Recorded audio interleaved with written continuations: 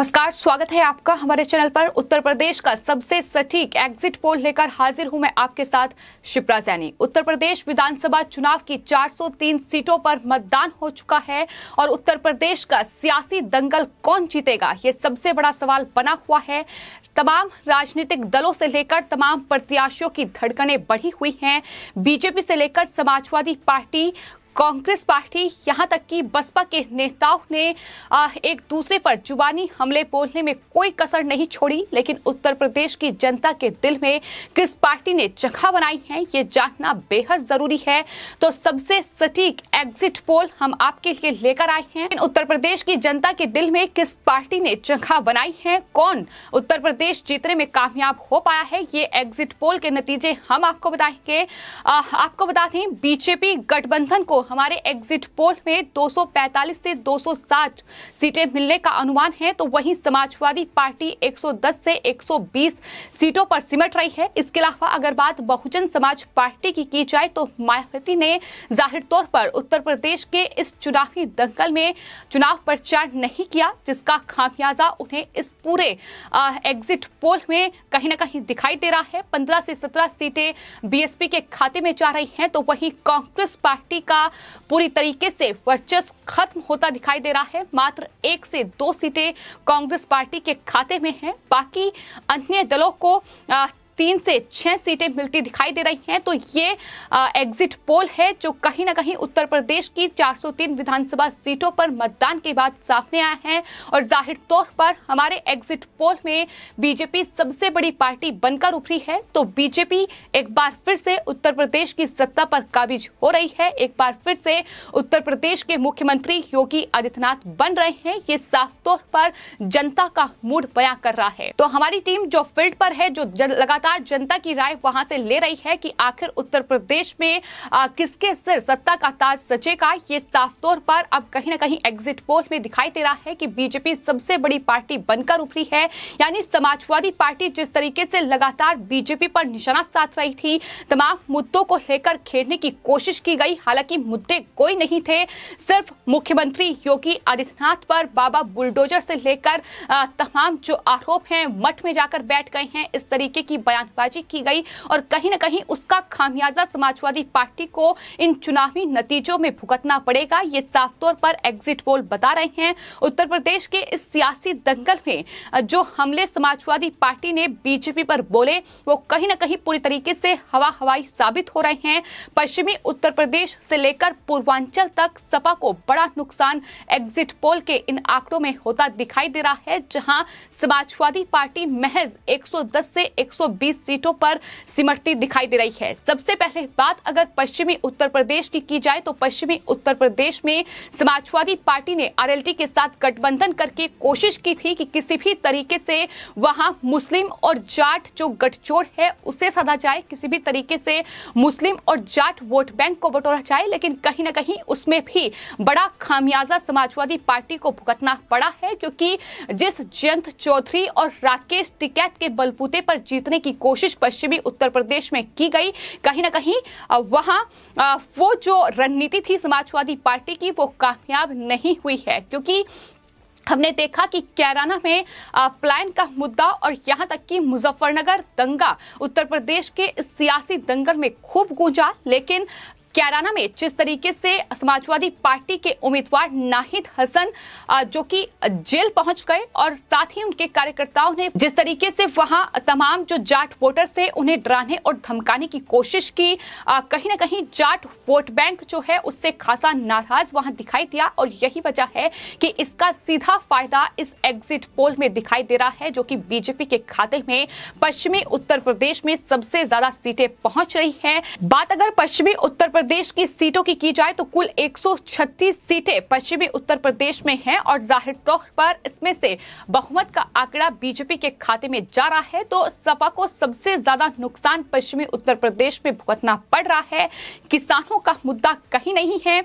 आपको बता दें, जो उत्तर प्रदेश में जनता की राय सामने आई है, जो जनता का मूड नजर आया है और एग्जिट पोल के आंकड़े ये साफ तौर पर बता रहे हैं कि 2017 के बाद जिस तरीके से उत्तर प्रदेश में सीएम सीएम योगी आदित्यनाथ और बीजेपी का शासन रहा है, तमाम योजनाओं का लाभ उत्तर प्रदेश की जनता को पहुंचा है। उसमें सबसे बड़ा जो लाभ है वो फ्री राशन का है, जिसको लेकर जनता ने बीजेपी के पक्ष में मतदान किया है। यानी बड़ा लाभ जो है वो फ्री राशन जैसी योजनाओं का पहुंचा है। इसके अलावा महिला सुरक्षा एक बड़ा मुद्दा था उत्तर प्रदेश के इस चुनावी दंगल में, और महिलाओं ने ये साफ तौर पर कहा है कि 2017 के बाद उनके लिए उत्तर प्रदेश सबसे ज्यादा सुरक्षित हुआ है। उन्होंने उत्तर प्रदेश में खुद को सुरक्षित महसूस किया है।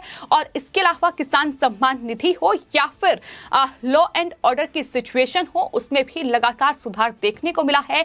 ये तमाम बड़े मुद्दे हैं जिसका सीधा लाभ बीजेपी को मिला है, जिसका सीधा लाभ उत्तर प्रदेश के मुख्यमंत्री योगी आदित्यनाथ को इस चुनावी एग्जिट पोल में मिलता दिखाई दे रहा है। तो वहीं समाजवादी पार्टी, बसपा और कांग्रेस जो लगातार ये कैंपेन चला रहे थे कि लड़की हूं, लड़ सकती हूं, ये तमाम कैंपेन के तमाम वादे हवाबाजी साबित होते दिखाई दे रहे हैं। तो समाजवादी पार्टी जो लगातार जाति कार्ड खेल रही थी, धार्मिक कार्ड उनकी तरफ से खेला गया और कहीं ना कहीं जातीय समीकरण को देखते हुए मुस्लिम कैंडिडेट को जो है अलग अलग विधानसभा सीटों से उतारा गया। और हमने देखा कि किस तरीके से तमाम ऐसे दागी नेताओं को टिकट दिया गया जिसके बलबूते पर वो चुनाव जीत सके, चाहे फिर वो मुख्तार अंसारी का बेटा हो या फिर तमाम दूसरे दागी नेता हैं, फिर चाहे नाहिद हसन हो या फिर रफीक अंसारी हो मेरठ से। ये तमाम ऐसे दागी नेता हैं जिनके दम पर समाजवादी पार्टी ने इस उत्तर प्रदेश के सियासी दंगल को जीतने की कोशिश की।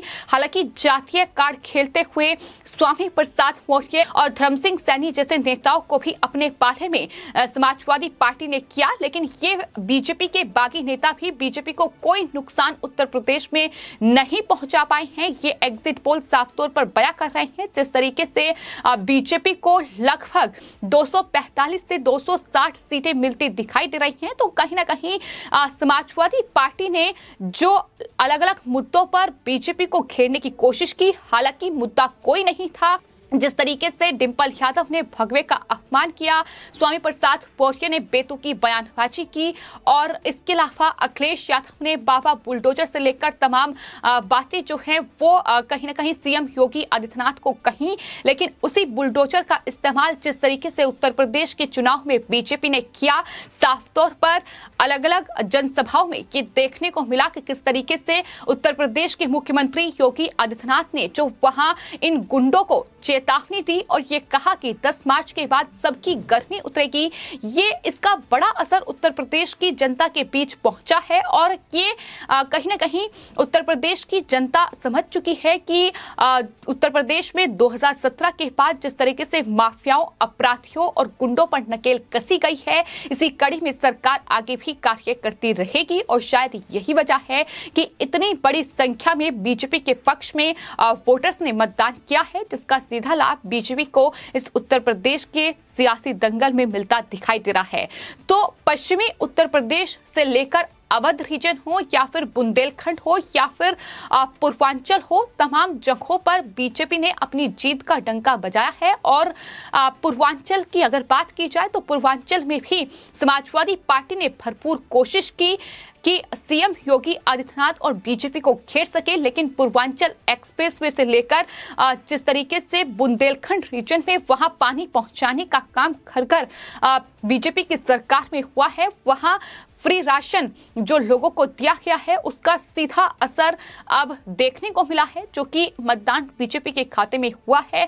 तो ये तमाम बड़ी बातें हैं जिसका असर कहीं ना कहीं इस उत्तर प्रदेश के चुनाव में हुआ है। और वहीं राम मंदिर, जिस तरीके से अयोध्या में भव्य राम मंदिर का निर्माण हो रहा है, उसका भी लाभ बीजेपी के खाते में कहीं ना कहीं गया है, क्योंकि राम मंदिर पर भी जो सियासत समाजवादी पार्टी और बसपा ने करने की कोशिश की, अयोध्या में जिस तरीके से ब्राह्मण सम्मेलन बसपा की ओर से किया गया, अखिलेश यादव ने वहां रोड शो निकाला और वहां ये साफ तौर पर देखने को मिला कि राम जन्मभूमि के जो महंत हैं, जो तमाम वहां धर्मगुरु हैं, उनकी तरफ से उनका कड़ा विरोध किया गया। तो ये तमाम चीजें हैं जो कहीं ना कहीं उत्तर प्रदेश के इस चुनावी दंगल में गूंजी है। लेकिन वहीं उत्तर प्रदेश में जो 2017 के बाद तस्वीर बदली है और जिस तरीके से अखिलेश यादव ने मुसलमानों और यादव के भरोसे इस पूरे उत्तर प्रदेश विधानसभा चुनाव को जीतने की कोशिश की, लेकिन वहीं अपर्णा यादव जो कि मुलायम सिंह यादव की छोटी बहू है, यानी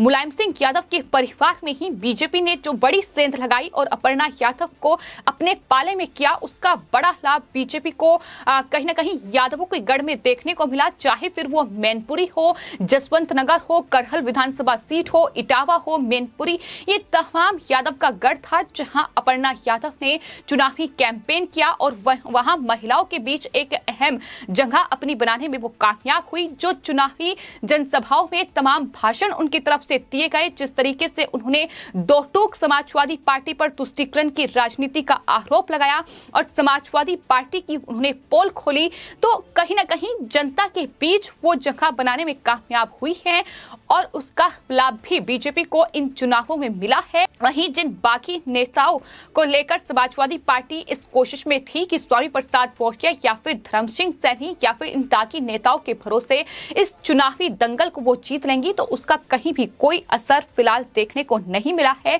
तो महंगाई, गरीबी, बेरोजगारी, आवारा पशुओं को लेकर जो मुद्दा समाजवादी पार्टी और विपक्ष की ओर से उठाया गया, कहीं ना कहीं इन मुद्दों को भी जनता के बीच पहुंचाने में समाजवादी पार्टी कामयाब नहीं हो पाई है। ये फिलहाल एग्जिट पोल के नतीजे बयां कर रहे हैं। आपको ये बता दें कि ये सिर्फ एग्जिट पोल है जो कि जनता के बीच जाहिर तौर पर क्या क्या है, जनता से उनकी राय ली गई है कि आखिर वो किसके पक्ष में मतदान कर रहे हैं, जिसके बाद ये एग्जिट पोल सामने आए हैं। ये जो नतीजे हैं उत्तर प्रदेश विधानसभा चुनाव के, वो 10 मार्च को सामने आएंगे। लेकिन उत्तर प्रदेश के जो चुनावी नतीजे हैं वो 10 मार्च को सामने आएंगे, लेकिन इससे पहले एग्जिट पोल के आंकड़े ये बयां कर रहे हैं कि उत्तर प्रदेश में सीएम योगी आदित्यनाथ के सर पर ही मुख्यमंत्री का ताज सजने वाला है, यानी बीजेपी एक बार फिर उत्तर प्रदेश में सरकार बना रही है।